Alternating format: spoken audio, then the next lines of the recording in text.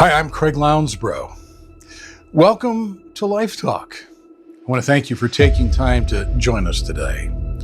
Let's start here. Think about this thought. Too often, we have stripped our single greatest asset of its power and hobbled it to the degree that has come to be viewed only as a pathetic last resort. Yet despite our incessant meddling, this asset nonetheless remains a first resort so potent that it never needs a last one. And that asset is prayer. Prayer, through our own lack of understanding and discipline, we've granted prayer the characteristics associated with some antiquated religious monk living in some secluded monastery off in the woods somewhere. For us, prayer sits on the far fringes of life as some traditional nicety that we toy with when we're not wrestling with bigger things. It might serve a purpose in life's special moments or in the midst of life's most dire emergencies, but even then, we're not all that confident that it actually brings anything to either. To varying degrees, we've rendered prayer as culturally outdated, logistically outmoded, a backburner endeavor, and far, far too simplistic to grapple with the monumental realities that are part of living in the 21st century. But I would challenge all of that, and I would challenge all of that by saying this. I am convinced beyond words to convey that prayer is infinitely more than the mindless ranting of some poor delusional soul talking to some imaginary friend in some imaginary place.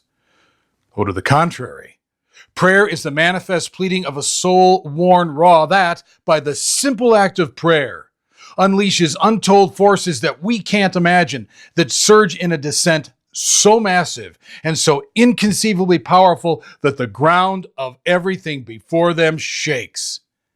And in this descent, lives are changed beyond recognition, nations are transformed beyond comprehension, and history is brought to its knees in the face of a God who says, "Be healed." That, my friend, is nothing of a delusional soul or imaginary friend or any other such nonsense. That's what prayer is. But let's build on that. I want you to consider this. How do I tell you what prayer is? It is everything that I need every time I kneel in the practice of it. It shakes the infinite alive and it sets armies afoot in defense of me. It will never run aground or find itself drowning in the waters of adversity that I bring to it. Nothing it faces is insurmountable, for to think that such an adversary exists is to run a fool's errand. It will shield me in its advance. It will beckon me to anticipate the miracles that it is about to wield. And in the midst of it all, it calms me as it whispers, "Be still and know that I am God." And because of these reasons and a million more, I find prayer the single greatest place that I could ever imagine being. Well, that's what prayer is. And if that's not what prayer is in your life, or if that's not what your experience of prayer is, then you've missed one of the most powerful things that we have the privilege of engaging in. We've settled for this slumlord existence of spiritual impoverishment when we can be spiritually rich in ways that give light and energy and meaning and purpose to our lives. And as such, I want us to abandon all lesser ideals and embrace prayer as the potent and indispensable power that handily moves everything that would dare to step in its path. And in doing that, I want us to understand that prayer is the humble man laying prostrate before an infinite God. And although it may seem utterly ludicrous, a man such as this is one of the most powerful men you will find anywhere on the face of the earth. That's who I want to be. That is how I want to engage my world. This is how I want to impact the people around me. I want to be that humble man laying prostrate before an infinite God, knowing that will transform me into one of the most powerful men that you will find anywhere on the face of the earth.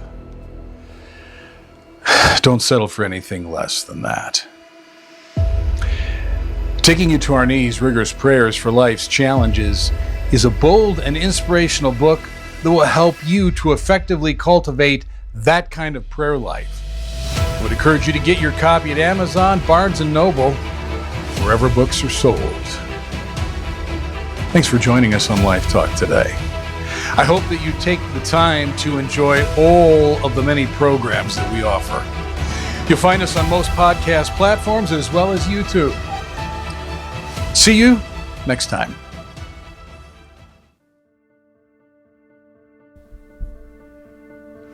How do I tell you what prayer is?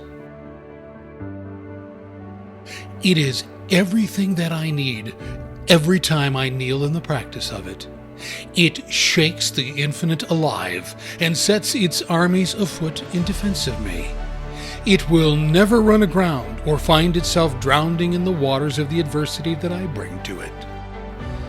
Nothing it faces is insurmountable, for to think that such an adversary exists is to run a fool's errand. It will shield me in its advance. It will beckon me to anticipate the miracles that it is about to wield, and in the midst of it all, it calms me as it whispers, "Be still and know that I am God." And because of these reasons and a million more, I find prayer the single greatest place that I could ever imagine being.